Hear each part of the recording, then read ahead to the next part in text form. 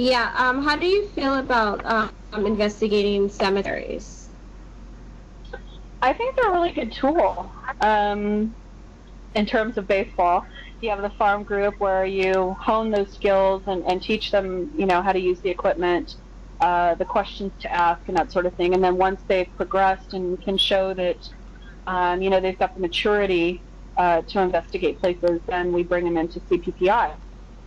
And we've done that since day one, kind of as a learning tool, but also it kind of helps us see what kind of people they are, and really just kind of eye them and see how they do. Because this can be really scary for some people. And while they think that, ooh, yeah, let's go and do that, it may scare the shit out of them. So we want to make sure that if they're going into people's homes, they don't go, dude, run, sort of thing. But cemeteries, we use cemeteries a lot, and many cemeteries are haunted for whatever reason. There's plenty around here. I'm out in the Inland Empire in Riverside. There's quite a few around here, and finding more and more that for whatever reason, maybe spirits are attached to their bodies. I don't know. But then I love cemeteries as a whole. I love the artistic value that it gives, and they're peaceful places. You hang out in the cemetery in an afternoon, listen to the birds, have a snack. They're kind of cool places to hang out at. So I think it's a good thing. I think using them is a good thing as long as the place and the people are respected. Yeah. You can't go acting a fool, when there's somebody trying to pay their respects that are really close by. So you gotta be careful. Yeah, we've run into a couple that it looks like people are playing at. I don't want to say devil worship because it just looks like screwing around. Really, what people think is devil worship. Let's do evil stuff in the cemetery. We've seen that crop up a lot in some of the ones that haven't been touched. It didn't seem to be anybody who was touching it, they were respecting it. Now we see a lot of it creeping up now in some of the cemeteries. Yeah, and it was really big in the 80s too. One of our team members lives near a homicide detective. I think he's current. Maybe he's retired. He talked about a lot of cases that he worked on in the 80s and a lot of calls that he was called out on when he was, just a beat cop. And a lot of them were in a certain cemetery, and they were doing satanic rituals. So it must be coming around again. There must be sort of life cycle on this stuff. Probably. Bad. Every time a Twilight movie comes out. You see any sparklies on the headstones or anything like that? That is not a respectable vampire. Agreed. Where you live in Riverside, right? Riverside? In Riverside. Okay. What is out there in Riverside? Can you tell us of any real haunted places out there? A big one is supposed to be the Mission Inn, which is a hotel that was basically dilapidated in a flop house in the 80s. When I moved here in '92, they started renovating it and bringing it back up to code and everything, and wanted to make it a grand, like it used to be. It used to be one of those places that all the stars would come. And I know Ronald Reagan would vacation there, and just a lot of people way back in the day. And that place is supposed to be haunted, I believe, by the original owner. And then there's catacombs underneath that, there are a lot of stories as to where those catacombs go. But I've been in the catacombs. It's kind of eerie. It's kind of eerie down there. But that's a big one, and they're not really big on investigating. They cater to a higher clientele, and they just, they don't want to run off their customers. So they don't really let anybody investigate unless you want to rent the room that's supposed to be haunted at I don't know, $800 a night or something. Wow. Something outrageous like that. Not too far from here is the Rialto Historical Society that houses, you know, 100-plus-year-old church where I guess a lot of cops back in the 80s were, you know, were called out to an alarm there, and they would walk in. There's a lot of stories of the cops walking in, seeing apparitions, seeing weird lights, and the cops would never go in. They hated to go into that place. So that's a really special place to us, mainly because we've been going there for so long. But the people there are great. You know, it's always nice to be able to help out an historical place that use the money, and they've just been really great to us. You guys talked about our charity event this year. We were able to have it, which was really cool.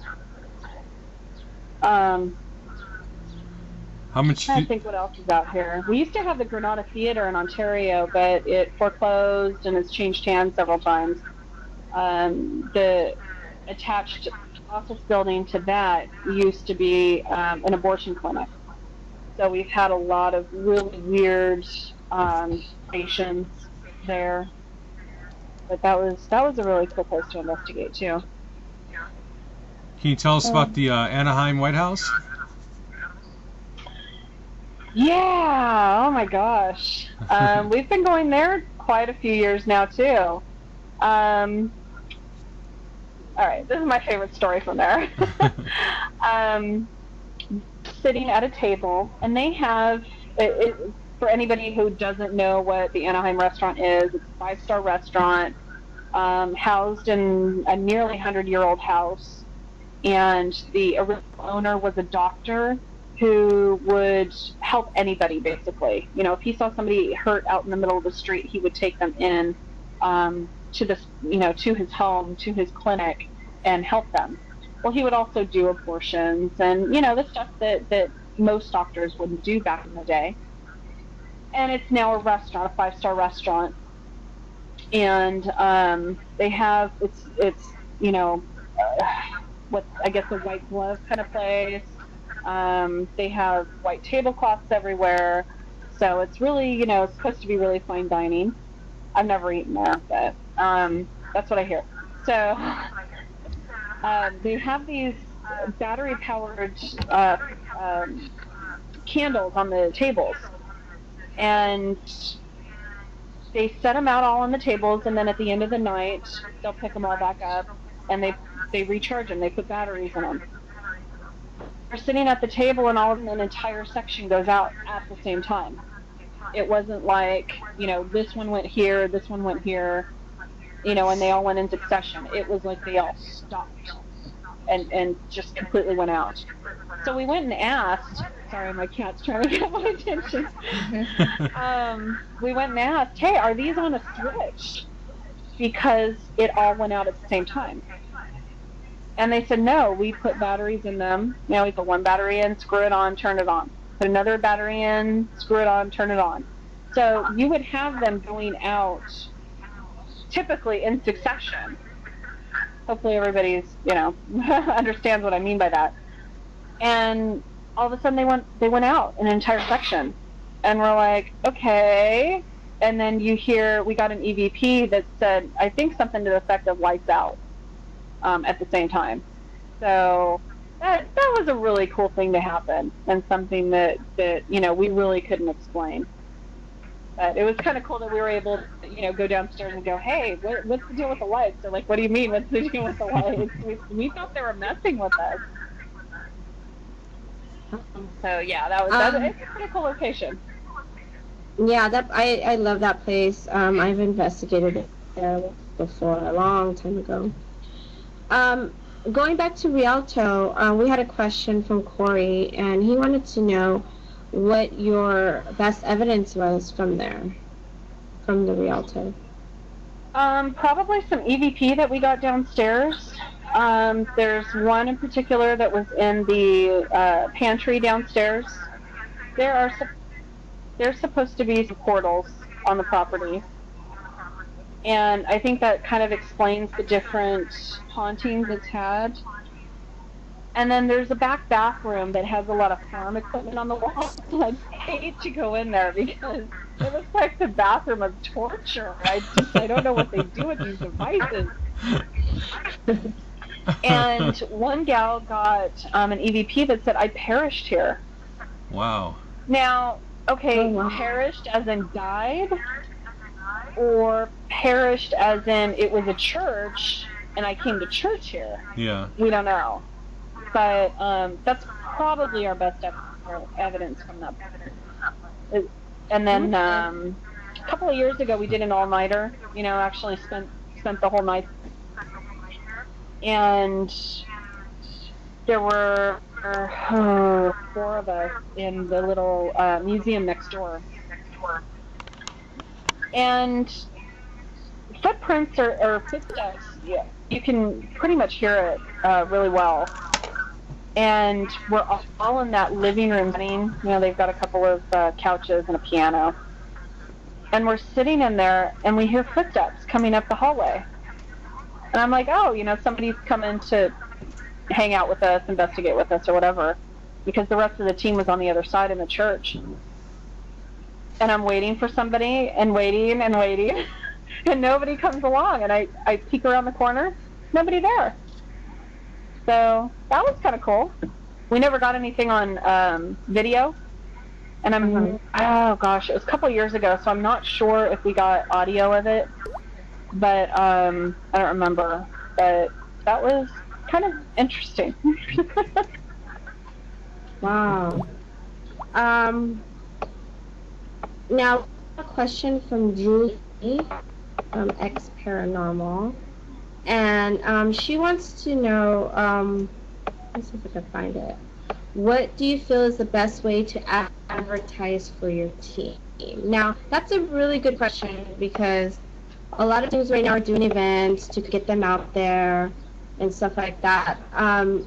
Do you think that that's the only way you can advertise for your team? Or maybe just through Facebook? Or what do you think? Let's see. We had a lot of, we had a list of, we just start going online, and when somebody found something, they give it to our PR department. We actually had a PR department at one time. Gave it to them and, would advertise that way. Normal directories online. We're part of the the Ghost Adventures crew members, which you can just apply to. We've gotten inquiries from there, and whenever there's somebody, the Ghost Adventures don't actually investigate homes, so if they ever get an inquiry, they relay it to these people on the website. Or in the case of Zach's new show, Paranormal Challenge, they started contacting those people, and we were contacted to do the show. Gosh, we used to go to farmers market and, talk to people. Usually they want you to pay some money for that, so, set up a booth. But it really depends. Getting your name out into the public has done wonders. When we do our charity events and that sort of thing, people tend to remember our names. So. How many people do you have in your group right now? It varies by a few people, but usually about 25. 25. 25 in C.P.P.I, and we have about 100 in our training group, which is called IEPI, Inland Empire Paranormal Investigators. When you go on an investigation, do you take all 25 people, or how many do you? No, a couple of the members are just consultants. I'd say about 3 are just consultants on various things. We have one that's a specialist on non-human entities. We have another one that's a medium, and we're not going to use them every time. So they're just there to help when we need them. We usually end up having about 5 or 6, depending on the size of the location. Uh-huh. So if it's a large, and we've had 12 or 14, usually about 5 or 6 people go to each investigation. Okay, when you have residentials and the people ask you to be very incognito, they don't want their neighbors to know they're have somebody looking for ghosts in their house. What do these people want? They don't want recognition that there's ghosts in their house or anything like that. So what do they want from you? A lot of times they just want assurance that they're not going crazy. Mm-hmm. And that's fine. Sometimes they'll say, well, I want it gone. Well, that can entail a lot of things. We had an investigation where the client had moved every single year for the last 15, 20 years. And she's like, every house that I've lived in has been haunted. There's another cat. And we were like, okay, after like the third or fourth time, we'd start to wonder, why am I having to move out of every single house that I live in? Obviously following me. Well, we brought our medium in to her.